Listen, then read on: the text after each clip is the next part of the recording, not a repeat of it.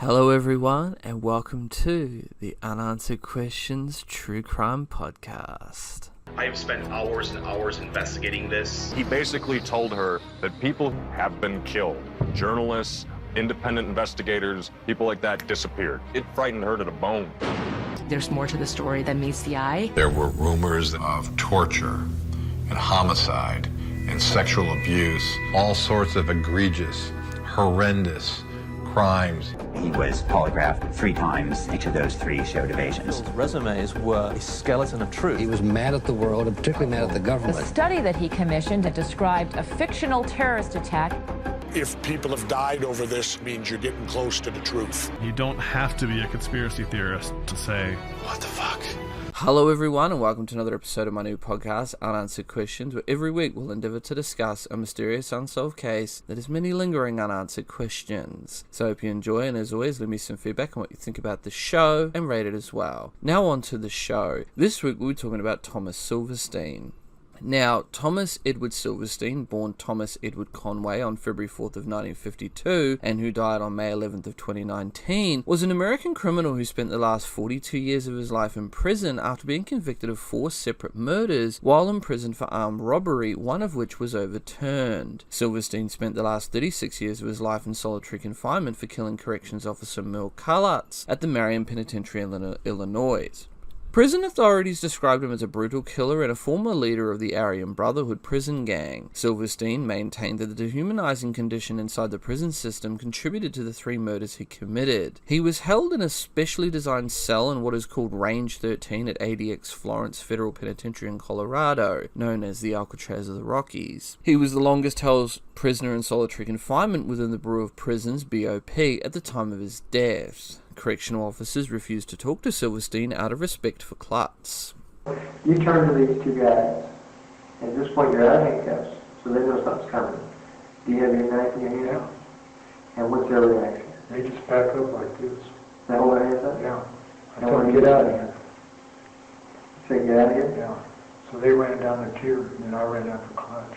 And he, at this point, he's away. Yeah. And well, he's seen me coming. He sees you coming. He sees me coming. And what's he do? He freezes. He's just standing there looking at me, and I just go all the way off. I just go all the way off. I just start stabbing him. We're fighting. He's hitting me and stuff, but I just keep stabbing him. And then he runs down the tier. Is he saying stop, don't? I'm not hearing nothing.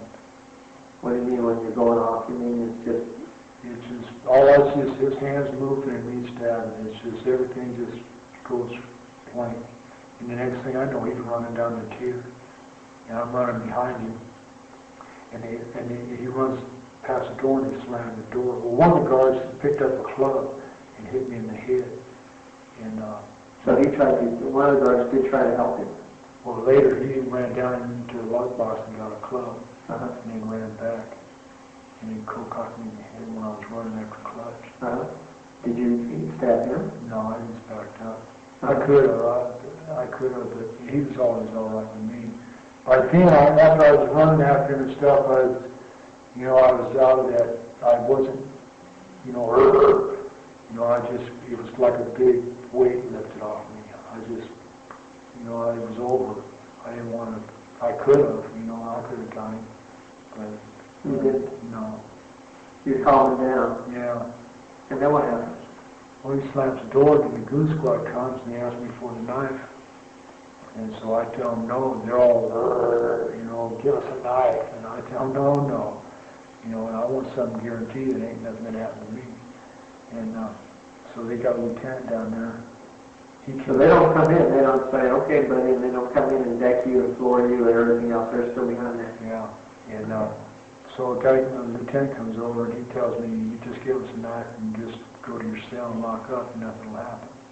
So I give him the knife, I go to the cell. And, okay. Did you believe him or did you just figure, well, I don't have much choice here? Yeah. They're eventually going to get in anyway, so. Yeah. I mean, what were your feelings? That was about it.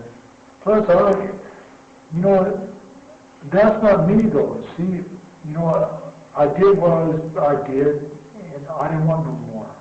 I don't want to be trouble. If you're going to tell me, yeah, I'm not going to sit there, well, I want you anyway, come on in here, coppers, you know, that kind of stuff. And plus I'm in no position to really argue. Yeah. I'm outnumbered, they can come in there and shoot me if they want to, you know, so.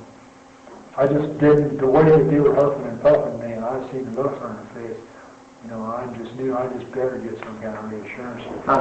You want them to at least calm down to realize that they just can't come in and work you over or kill you. Yeah. And then what happens? Then I go lock up. And what happens then? They come in and they get the knife?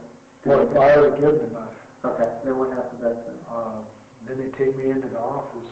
They handcuff me and take me into the office. And did anybody beat you up at that point? No. Okay. Nobody touched me. I didn't get messed with until later after they took me out. But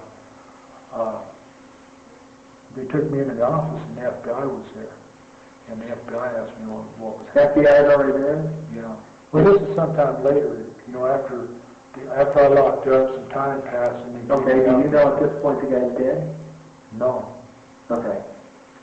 They just took him out. What's going on with the other convicts? As far as what?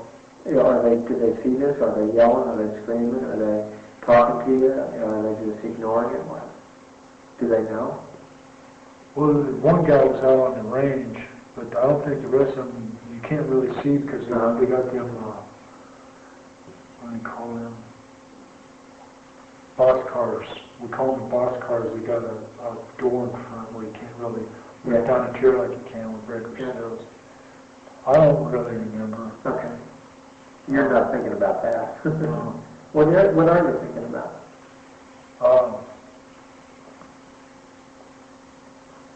I don't really, I wasn't thinking to think. You know, I was just wondering, mainly I was wondering when they were going to come in. You know, what was going to happen next. Sure. Are they going to come in here and beat me? What? You know, that kind of thing. Okay. Yeah. Because, you know, this is another thing, too. You're out there in Okiesville. All these guys are farmers and whatever they do, they all drink together and party together. And they run it like that. You know, you mess with one, you got to mess with all, and all that kind of stuff. So you expect some kind of retaliation, I guess. Do you, I mean, does that surprise you? Or do you have any feelings about it? Is that good, bad, whatever? I mean, does that surprise you that if you mess with one, you got to take them all on? It kind of strange because you're not, when you're on the streets, you don't look at a law enforcement like that. You know, as a kid, you always look at, some kids say, oh, I want to be a policeman, you know, and you think cops and officials like that are real upstanding, law-abiding type of people, and they run by the rules and regulations. You don't really expect them to be real clannish and real Gestapo-like. You expect them, if they're going to be cops and they choose to play that game, they choose to be the good guys and live by the rules, you expect them to live by those rules. Right. And not cross over and live by someone else's rules.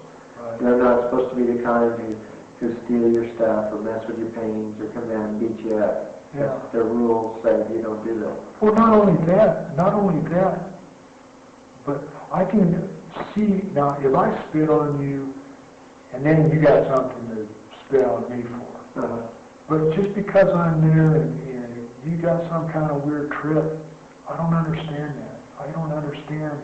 That's why I couldn't do that to them guys in hostages. I couldn't see myself just walking up there and just doing something with somebody just to do it. I wouldn't tear up your writings just to be doing it. It's like some kids that pull wings off of butterflies or burn cat's tails. That was never my trip as a kid. Why do some kids choose to do that to animals and stuff? I don't know. And my perception of law enforcement is like law enforcement. And that's what they play on when it goes too far. And then they push people where they react like I did. And then they accuse us of being killers and maniacs. But they don't tell you what leads up to all that, what they do in the meantime. Then they jump behind the badge and say, oh, we're just doing our job. And we're just they don't tell you about how they called you all kinds of names, messed with you for 3 years, and had you all chained down, sprayed mace in your face and hit you on your nuts and took clubs and beat you. Did that happen to you? Yeah, a lot of times. By Klutz? Yeah, it hit you. Tying you down? Well, not right then with him personally, but that's happened over the years with different goon squads and stuff. This is what I'm trying to say too in this thing right here. It's just not Klutz, it's just not this one incident.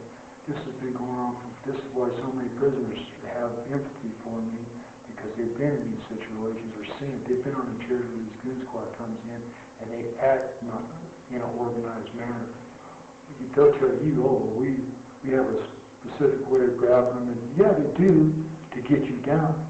But then ask them why they beat you after you're down, or keep you chained in that bed for days in and days out. And that stuff works on your mind year after year. You see your buddies getting that treatment, and you hear how they talk to you, or pull you out and want to skin search you and tell you to bend over and spread your asshole and stuff like that. Men's got pride on whether he's a prisoner or not. This stuff wears on your mind, where it's no more. They're not law. You don't look at them as law enforcement anymore, like you do as when you're a citizen. And you see them in a different law-abiding way. You see them for how they are, and you don't treat them the same as you would. And how they are is, I mean, all of them aren't this way. No. If there was, man, we'd really be in trouble. I think that's why I told you I don't think that someone would put their neck out enough to kill somebody, even if they wanted to, because some of them are decent enough to get back and not go for it. They might get in trouble. But it's not the same, and it's hard to tell people that. Did the FBI listen to this? Did they listen to your explanation? Yeah. And what did they say? Nothing. I just told them, they want to know if it was some kind of strike or demonstration. I told them, no, it's just a personal thing with me and him. Did they tell you he had died? No. How did you find that out? I think it was on the news or something. No one in the system told you? Yeah, when I was down in the hole, but it came later. Somebody you can call down in the hole. Somebody else saw it on TV. And so a fellow convict called, yelled, or told you that he died? Yeah. What did he say? Did he say good job, or did he say the guy died, or what? Well, nobody, I don't know anybody in there like Klutz. Staff and others. I don't know about staff, but I don't think anybody likes a bully. If the staff said they liked him, it was just camaraderie. Yeah. And what did you feel like when you found out he was dead?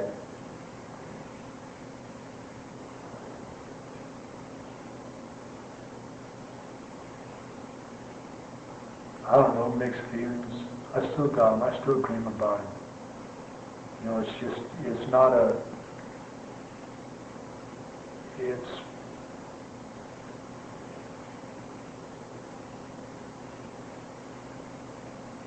don't know, I just wish it had never happened. I just wish he would have listened to me. When I told him, Chris, you don't know who you're messing with, man. I got forever in prison, and I'm not going to sit in this cage and let you house me day in and day out like this and threaten me. You better get off my case. And that antagonized him more. Oh, yeah, and you ain't going to show me. I was like this joint, I'll do whatever I feel like doing. Yeah. Did you see it coming like a train coming? You just knew where it was going, but... Yeah, but I'm still, you still think, man, these people are supposed to be law and order. They're the ones that's supposed to, be the good guys, supposed to be. Why is he doing this? What's his trick? I had mixed feelings about that, because he had all the aces in his car. They could have done whatever they felt like doing. Yeah. Well, yeah, what was the point? Why do this? And you think it originally related back to the fact that this other guy, and that he was angry about him, and he transfers it over to you, and his whole attitude. And, he's just one of these guys who for some reason is going to get on your case. And he liked to make that a point and show off to the other guards. It's years the guy who killed Cadillac Smith, and I can be tough with him. Yeah. You say you dream about it? What do you mean? Yeah. I've dreamt about him for years. I just see him in my dreams a lot of times. I see his wife a lot too.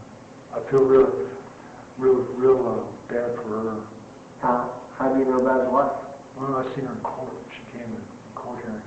What did she do? Did she look at you? Was she crying? Yeah, her and her daughter, I think it was.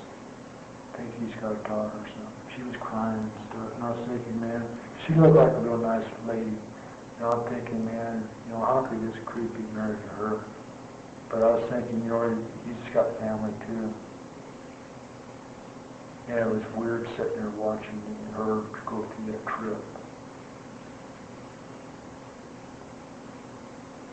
But then, it's real guilty because everybody just hears how mean and rotten I am for doing that.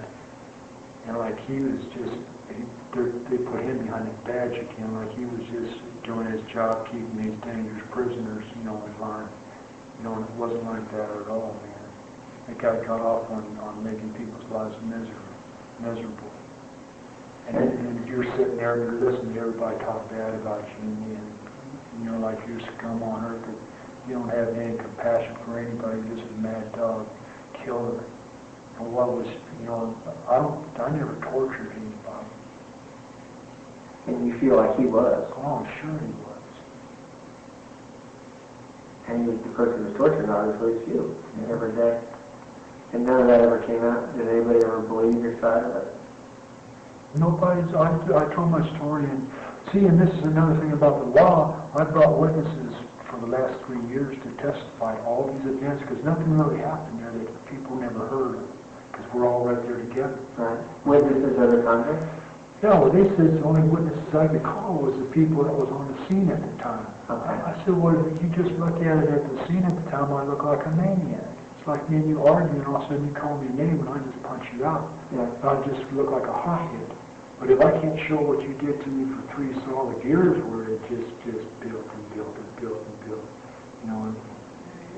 And what did they come to you at that point and say, well, what are all the BP numbers? Why didn't you report this? Yeah. Where's your case? Yeah. And you said... It's a waste of time. If I fight, I'm going to get it once. I'm not going to get it from Klutz. I'm going to get it from the rest of them. When you see him in your dreams, he just appears, or is he... I relive the whole thing. The whole thing goes over and over. The stabbing, yeah. You see him, yeah. You see his wife. Yeah. What? That's not something you want to dream about particularly, is it? It's just something that happens. Because obviously it's still on your mind. Very much so. Do you feel sorry about that? In what way?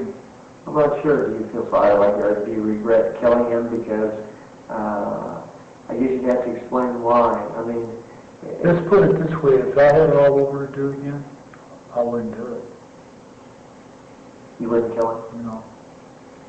What would you do differently? I don't know. I think I would have... I think he was just selling me wolf tickets. But he didn't know that, I was taking him for serious. Somebody tells you, as many fools as I ran into over the years and as many killings as I've seen, when somebody tells you they're going to kill you, man, you can't sit back and just, it ain't nothing. Yeah. That's, somebody that goes that far.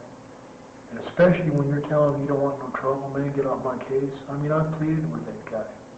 Maybe that's why he thought, well, he can do what he wants to me. Or maybe I'm not what he thought I was. Maybe he expected me to, and then he might have backed off or something. I don't know what his trip was. But he tried to... Do you feel like he deserved to die, though, for what he was doing to you? Well, yeah, I'm mad at myself because I went off, That's why I'm telling you on this, when he says, how do you maintain, I lost it. I wasn't maintaining. I got swept up in that whole thing. And I don't think I'm maintaining when, that kind of stuff affects me at that point. And if it wasn't that serious, this is what bothers me about these people afterwards, BOP. If it's not as serious as I say it is, then why did I kill him? Now that's a serious incident. Somebody ought to come in and say, what happened to push you that far to kill this guy? Especially when they know me. I've been in prison 14 years. Why all of a sudden I get to marry the last couple of years I get in all this trouble? What possible reason would you have for killing him? I mean, that's what you're saying. If you just wanted to kill a guard, you had two of them when you slipped out of handcuffs, run all the way down the tier block and get him. Yeah. I don't know. What do they say? Has anybody ever said anything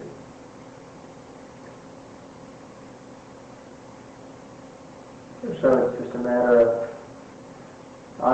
do people acknowledge you had a beef with him? But they just say it's just you, it's all your fault still. He's behind the badge.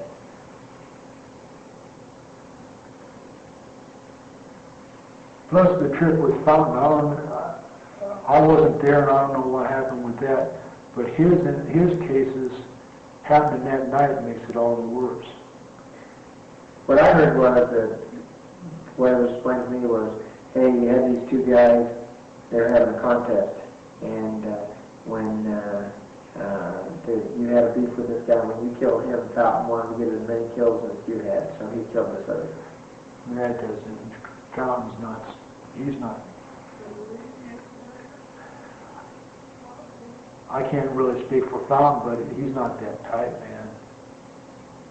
I'm telling you that Marion, look at that. Did you see them guys in them uniforms going down through them by themselves, that goon squad and stuff? You just can't do that to people year after year after year, day after day after day, and have one of that kind of pressure and not expect something to explode.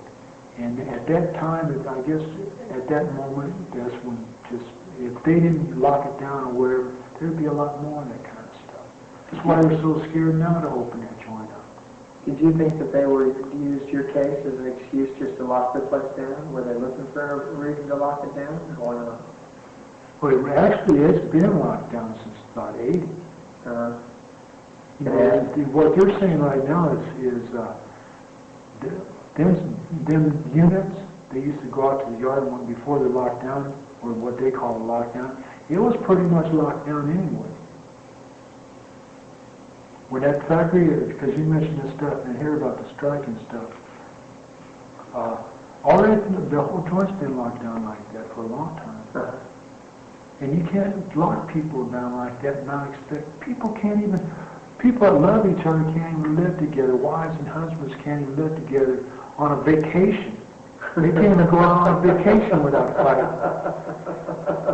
You lock them up and you lock strangers up, different races, different religions, in the same environment for year after year after year, and not expect people to blow up. Right. That's insane. It's not because they're bad people. You just put so much pressure on these bars, man. We're human beings, and wives kill their husbands, and they love to marry. They make love and stuff. And they go off on their husbands for being abusive and stuff, and they expect us to sit back and twiddle our thumbs. I've heard friends, good friends, they got to be laughing too much on Johnny Carson. Be laughing at Johnny Carson, got to tell him, hey, why don't you hold the noise down? This guy, and these are guys who are friends. They're laughing and joking a few hours earlier. Well, why don't you shut up? And then, boom, next thing you know, they're trying to kill each other. It just gets so crazy. You no longer think about rational type of thoughts. You're just so full of hate, and you hate the bars. You can't go outside. And if somebody messes with you, can't say, oh, I'm going to go out and get a drink, or I'm going to go play with my kids, or I'm going to go take the dog. You can't do none of that for release. They just want to keep locking you down like that's going to stop the trouble. You just make it worse. And that's what happened at Marion. What's the worst part? What's the worst part then? Not now, but what was the worst part when you were Marion then? Just that total control, somebody has total control of your life, or what bugs you the most about prison? Klutz. Klutz. he just became all fixation with you when you woke up in the morning? From the time I'd hear his voice or see him on a chair, I'd be up pacing. And my whole day would be ruined, because I know a day wouldn't pass if I got my cell shut down, or he would do something, cut my rep short, mess with my pictures, my mail. He used to switch my letters. I sent out mail, and he'd switch my letters on me. What do you mean? He helped him and send the letter to Sue to Pam, and Pam to Sue. Right. Yeah. How do you know he'd come back? Well, he'd come back and laugh at me. He'd tell you that? Yeah. And I got well, I had him there in Atlanta, from affidavits from people that's got other people's mail to try to show that, to show that they did receive different.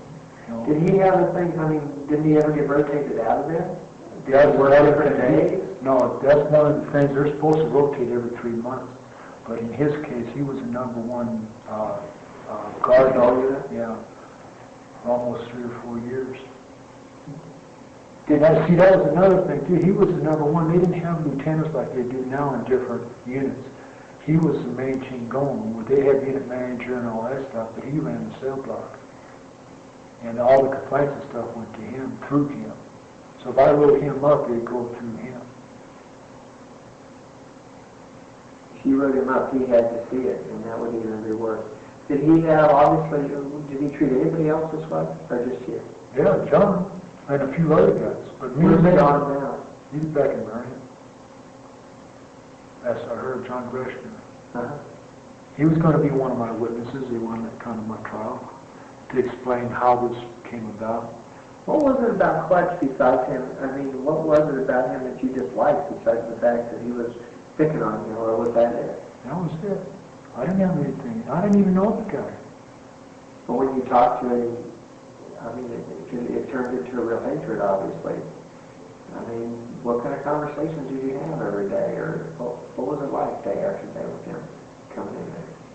You said you got up in the morning and start pacing the floor because you knew something was going to happen. Was it the kind of thing you could just say, hey man, look, you don't like me, I don't like you, this is crazy, let's just back off. I've told him that time and time. I told him, it got past that, and I told him, Klutz, listen, I got forever in here. I got life in prison. You know, I'm not a punk, a little guy that you can smack around all the time. You better get off my case, Klutz. You got something coming, keep messing with me. And they're just at fuel of the flame, he just wouldn't listen. And you realized after what, Cadillac Smith's death, that you were going to have life? But you still planned on getting out? No, from the time I went to Marion, I had a life. But you still thought life is what, 30 years, 30 years, 10 years? You still figured you'd get out, right? Yeah, when you're looking at life in 10 years to the board, man, that's a long time. Now we get into Tommy's early life. Silverstein was born in Long Beach, California to Virginia Conway. Conway had divorced her first husband in 1952 while pregnant with Silverstein and married Thomas Conway, whom Silverstein claimed was his biological father 4 years later. Virginia divorced Conway and married Sid Silverstein, who legally adopted her son. Silverstein was timid, awkward, and shy, and frequently bullied as a child in the middle-class neighborhood where the family lived, in part because his peers mistakenly believed he was Jewish. Virginia Silverstein demanded that her son fight back, telling the boy that if he ever came home again crying because he'd been beaten up by a bully, she would be waiting to give him another beating. Silverstein stated, quote, "That's how my mum was. She stood her mud. Someone came at you with a bat, you got your bat, and you both went at it." End quote. Spotting a bully named Gary walking home from school, Silverstein's mother dragged him to her backyard and forced her son to beat him. Quote, "I took one look at my mum and her black belt, and I took one look at Gary, and there wasn't any choice at all." End quote, recalled Silverstein. Quote, "I smacked him in the face as hard as I could." End quote. His mother, Conway, had unwittingly unleashed a cycle of violence that would never cease, as Gary's father spotted Silverstein the next day and dragged him into his house for Gary to respond in kind. Enraged, Conway drove over there and threw bricks through the window, teaching her son that 2 wrongs made a right. At age 14, Silverstein stole a car and assaulted a cop. Silverstein was sentenced to a California Youth Authority reformatory where he said his attitudes about violence were reinforced. Quote, anyone not willing to fight was abused. End quote. He recalled learning nothing but violently standing his ground. Quote, I hated authority, just like I hated bullies, he said. End quote. Upon release, Silverstein began using heroin. Committing armed robberies to finance his habit, Silverstein was arrested alongside his cousin and Thomas Conway in 1971. The 19-year-old was sent to San Quentin prison only to be rearrested while on parole in 1975 for 2 more armed robberies that yielded $11,000. He was sentenced to 15 years at the US Penitentiary in Leavenworth, Kansas in 1977. Peter Early, author of The Hot House, Life Inside Leavenworth, said the state's response to Silverstein's deeds would directly spur the proliferation of supermax prisons and the practice of solitary confinement. Quote, Silverstein's actions were responsible for the ushering in a new era in modern-day corrections, end quote, he wrote. In 1971, at age 19, Silverstein was sent to San Quentin prison in California for armed robbery. 4 years later, he was paroled, but he was arrested soon after along with his father Thomas Conway and his cousin Gerald Hoff for 3 armed robberies. Their take was less than $11,000, or $53,000 when adjusted for inflation in 2022. In 1977, Silverstein was sentenced to 15 years for armed robbery to be served at United States Penitentiary in Leavenworth, Kansas. Now we get into the murders at USP Marion. While at Leavenworth, Silverstein developed ties with the Aryan Brotherhood. In 1980, Silverstein was convicted of the murder of inmate Danny Atwell, who reportedly refused to serve as a mule for heroin being moved through the prison. He was sentenced to life and transferred to the United States Penitentiary in Marion, Illinois, USP Marion, which was then a high-security facility. The conviction was overturned in 1985 after it emerged that the jailhouse informants who testified at his trial had perjured themselves on the stand. At Marion, Silverstein was housed in the control unit, a virtual solitary confinement regime reserved for extreme management problems, or in other words, prisoners prone to assaultive and disruptive behavior in the prison. Thomas Silverstein spent his time in solitary confinement with a constant ceiling light ensuring uninterrupted camera surveillance. He was allowed only 2 phone calls per month and received his meals through a slot. In 1981, Silverstein was accused of the murder of Robert Chappell, a member of the DC Blacks prison gang. Silverstein and another inmate, Clayton Fountain, were convicted and Silverstein received an additional life sentence. He avoided a possible death sentence since capital punishment on the federal level had not been reinstated yet. Silverstein maintained his innocence, and while Silverstein was on trial for Chappell's murder, the Bureau of Prisons transferred Raymond Lee Cadillac Smith, the national leader of the DC Blacks prison gang, from another prison into the control unit in Marion. From the moment Smith arrived in the control unit, prison records showed that Smith made several attempts to murder Silverstein, yet prison officials kept the 2 men in cells close to each other. Quote, I tried to tell Cadillac that I didn't kill Chappell, but he didn't believe me and he bragged that he was going to kill me, Silverstein recalled. Everyone knew what was going on and no one did anything to keep us apart. The guards wanted one of us to kill the other. End quote. Silverstein and another inmate, Clayton Fountain, broke out of an exercise area and caught Smith as he was leaving the shower area. They stabbed him 67 times and then dragged his body up and down the prison tier so that other prisoners still locked in their cells could see the bloody corpse.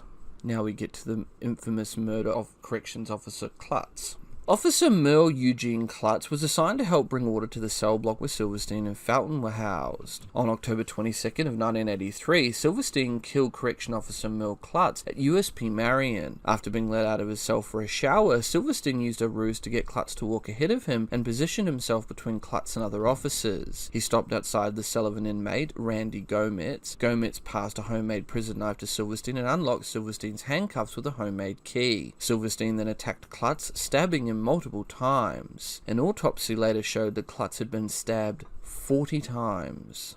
Now, Silverstein later claimed that he murdered Klutz in retaliation for Klutz's deliberately harassing him. Among other things, Klutz was accused of destroying paintings by Silverstein. BOP, Bureau of Prisons, confiscates artwork when it depicts murder.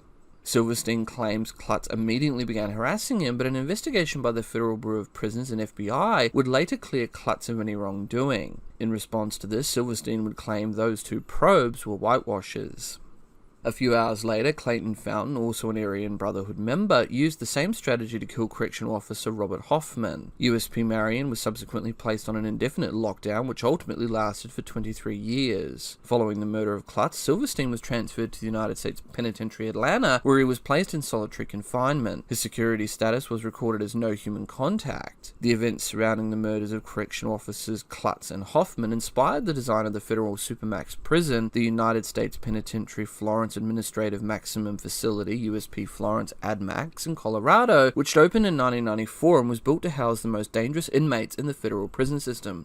Silverstein and Gometz were both held at ADX Florence. Fountain died in 2004 at the United States Medical Center for Federal Prisoners in Springfield, Missouri. Now we get into who Clayton Fountain was. Clayton Anthony Fountain, born September 12th of 1955 and died on July 12th of 2004, was an American federal prisoner and member of the Aryan Brotherhood and convicted murderer.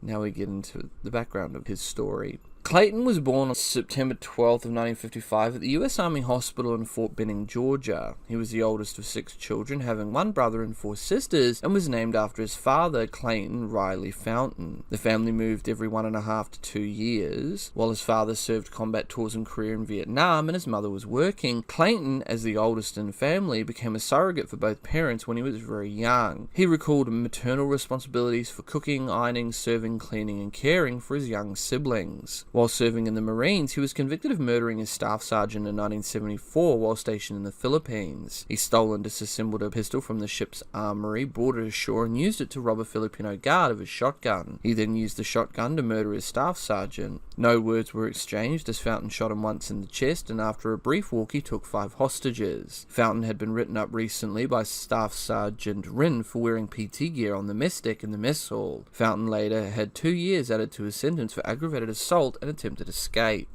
Fountain was sentenced to life imprisonment and was ultimately sent to the United States Penitentiary Marion, which at the time was the highest security prison in the United States. Fountain murdered 3 prisoners and 1 correctional officer with a shiv, which is a homemade prison knife, or a shank, while serving time at Marion, and was labelled the most dangerous prisoner in the federal system. Fountain and another inmate, Hugh Colum, who was serving a 25-year sentence for armed bank robbery, were convicted of involuntary manslaughter and conveying a weapon in prison and had 15 years added to their sentences. Colum was released from prison in 2015. He died on June 21st, 2016, at the age of 62.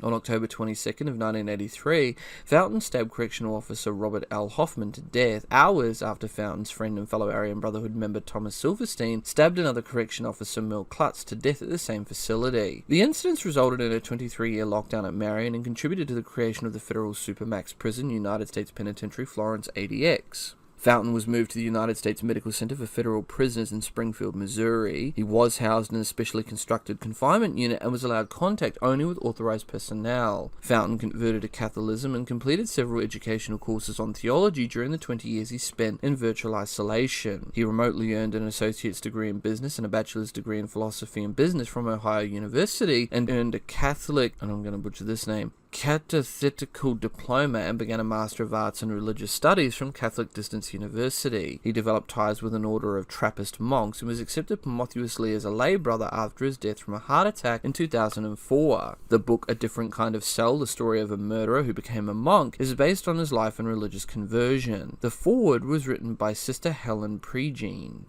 Now we come back to Thomas Silverstein and the riot in Atlanta and his transfer back to Leavenworth. During the 1987 Atlanta prison riots, Cuban detainees at the Atlanta Federal Penitentiary released Silverstein from his isolation cell. They handed Silverstein over to the Federal Bureau of Investigation's hostage rescue team 1 week later. Bureau of Prison officials were reportedly afraid that Silverstein would begin killing correctional officers being held by the Cubans. Before the Cubans released Silverstein to the Bureau of Prisons, the Cubans let Silverstein out of his isolation cell, and Silverstein was able to roam freely about the prison. One of the prison guards being held hostage had a history of being kind to Silverstein. For example, when the guard would handcuff Silverstein, he would make it a point to ask Silverstein if his handcuffs were too tight. He was confronted by Silverstein and was ultimately spared by him.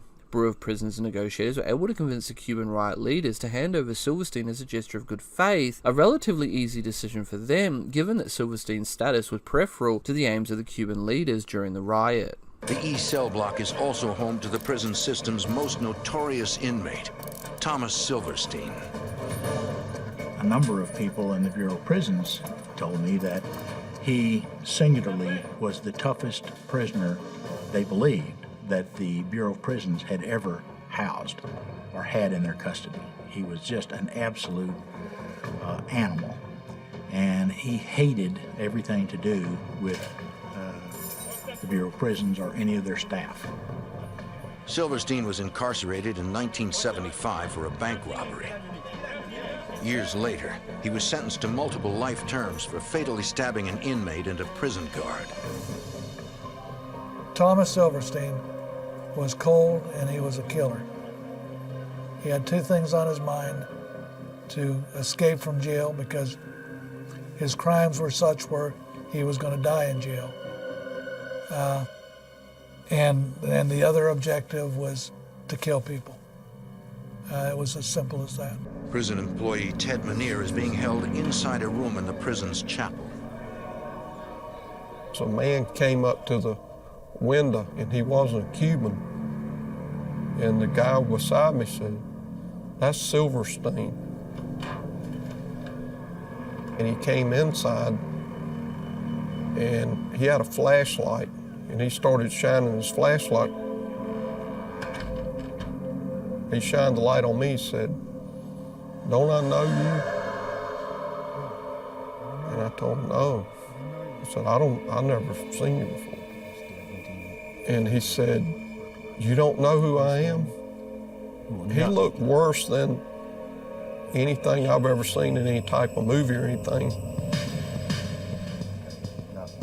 And when you look at him, you know he isn't a normal. There's something strange about him. He's really scary. Detainees finally distract Silverstein and he leaves without harming the hostages. Still, Colson knows that Silverstein is as dangerous inside the prison as he is on the outside. He was a sociopath, and he'd proven he would commit murder. So had he done that, had he attempted to harm a guard or anybody else in there, it would have caused us to have to go in and launch a rescue we didn't want to have to launch. And again, we were faced with significant loss of life. Knowing Thomas Silverstein is such a dangerous wild card, FBI negotiator D. Rosario must convince the detainees to turn him over. United States, okay? I emphasized and kept re-emphasizing the fact that Tommy Silverstein could become a very grave liability to the Cuban detainees and to their cause and to what they were trying to attain. I was told that they would think about it. Rosario tells the rioters that until Silverstein is back behind bars, the hostages are in grave danger. As long as the vicious killer roams free, the standoff could come to a sudden and violent end.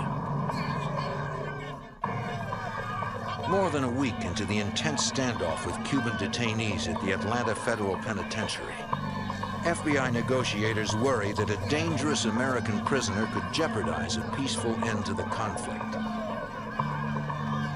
What I suggested to them was that at some point or another, it would be in your best interest to turn Tommy Silverstein over to us.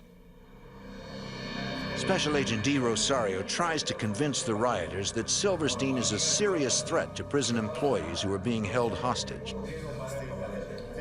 The American inmate is jeopardizing their position in the negotiations. A short time later, a large group of detainees appears at the Sallyport gate of the main cell block.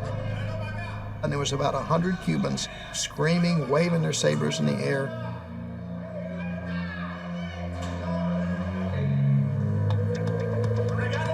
And I could see they had Silverstein.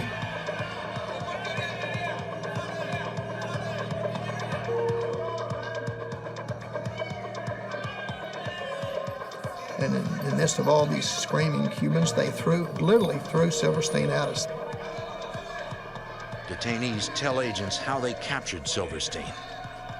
So they gained access to the pharmacy. They took some narcotic. They put it in a can of fruit cocktail, which he was known to like, and fed him fruit cocktail laced liberally with this drug, which in effect knocked him out.